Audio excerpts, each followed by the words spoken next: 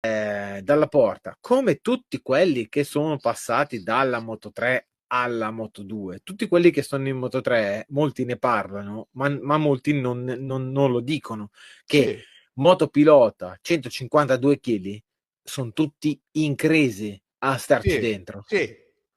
Tutti non ne parlano, ma è un problema che Ma in esiste. teoria, allora in teoria dovrebbero andare meglio sulla Moto 2 che è più grande. E invece È no. diverso perché in Moto 3 Eh, per starci sopra sono costretti a essere così e a fare un tipo di allenamento che la Moto 2, che è vero che si allenano col 600, ma non si allenano con un telaio prototipo e quelle determinate prestazioni. sì. Quindi tutti quelli che vanno in Moto 2 hanno tutti problemi. Ricordate Canet che ha tutti i Sì. problemi di air pump?